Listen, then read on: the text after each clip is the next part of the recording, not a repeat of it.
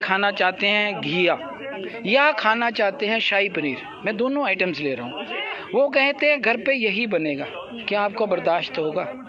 5 दिन खा लोगे आप, 6 दिन खा लोगे, 7वें दिन आप भी झंडा उठाओगे कि पापा मैं नहीं खाऊंगी। अगर किसानों का कानून बन रहा है तो आप हम पर थोप नहीं सकते। हमें पूछ के बुलाओ, कहते हैं आपके ही बच्चे हैं ना, मूछ का सवाल क्यों कि मूछ नीची हो जाएगी?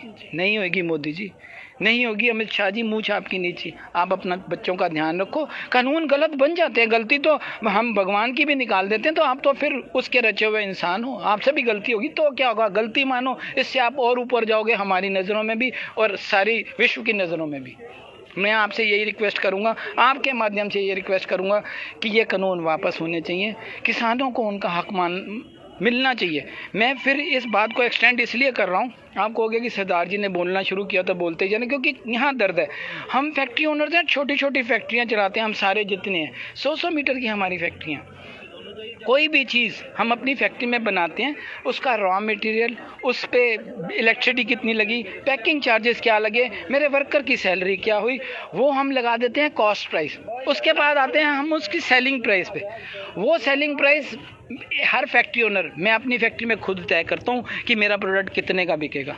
हम लोगों को तो ये ज्ञान ही नहीं था कि जो किसान सारी धिंदगी अपनी लगा देता है, धूप बारिश सर्दी कुछ नहीं देखता, उसका प्राइस गवर्नमेंट तैयार करती है, वो भी मिनिमम सपोर्ट प्राइस नहीं दे सकती, तो धिक्कार है ऐसा। हम अपने प्रोडक्ट की प्राइस खुद तैयार करते हैं ना, कि मेरे का प्रोडक्ट ये पड़ा 100 रुपये का, तो मैंने इसको 120 का बेचना है, ये 104 रुपये का बेचना है, ये मेरे लिए।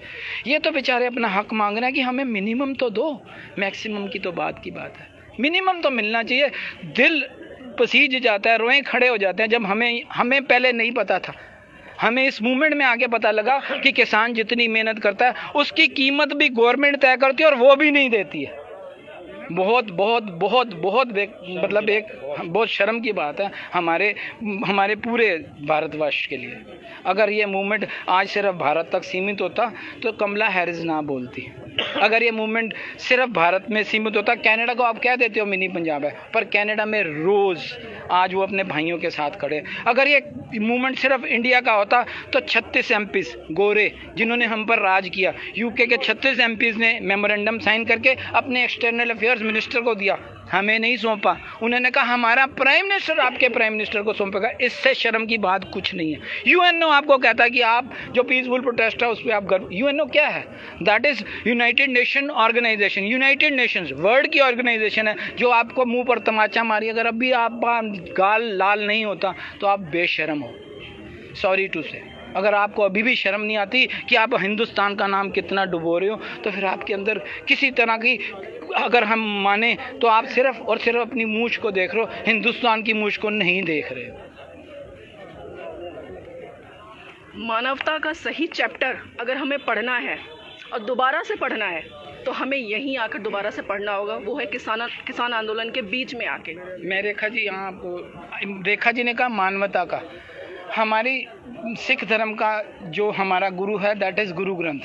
हमें गुरु ने कहा कि सबे घट राम बोले, राम बिना को बोले रे। हमें गुरु ने कहा घट घट में हर जू बसे संतन के उपकार, यानी कि हर उस जीव में वो परमात्मा खुद बसता है। हमें गुरु ने ये सिखाया कि मानस की जात सब्बे एक के पहचान बो, मानस एक है।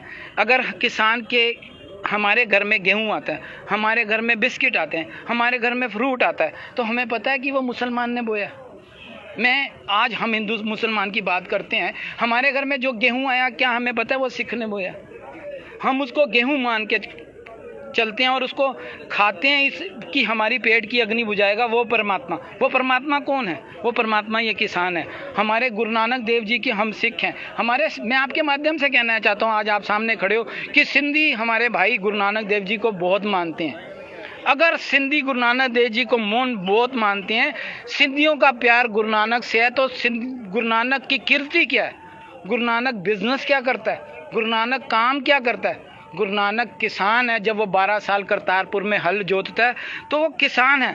अगर हम गुरु नानक से प्यार करते हैं तो उसके बिजनेस को, उसकी कीर्ति को भी प्यार करें। हमें गुरु नानक के रूप में ये किसान दिखने चाहिए। हमें ये नहीं दिखने चाहिए हिंदू किसान है, ये मुसलमान है। हमें जाति नहीं दिखनी चाहिए, हमें धर्म नहीं दिखना चाहिए, हमें स्टेटहुड नहीं दिखनी चाहिए। हमें दिखना चाहिए गुरु नानक का रूप आज आकर अपना हल जोत रहा है। मैं सिंधियों से भी अपील करूंगा कि आप भी इस मूवमेंट में आओ, क्योंकि आप गुरु नानक को मानने वाले हो। आप गुरु नानक को अपना इष्ट, अपना ध्येय, अपना सब कुछ मानते हो। तो गुरु नानक की कीर्ति, गुरु नानक का बिजनेस किसानी है। आप सिर्फ गुरु नानक की प्यार की वजह से आज किसानों के साथ जुड़ो, तभी आपको गुरु नानक की असली श्रद्धांजलि होगी। आप सबका बहुत बहुत धन्यवाद। ये था मानवता का असली धर्म। मैं सिंधु बॉर्डर से रेखा प्रसाद अपने सहयोगी आदित्य सिंह वर्मा जी के साथ में।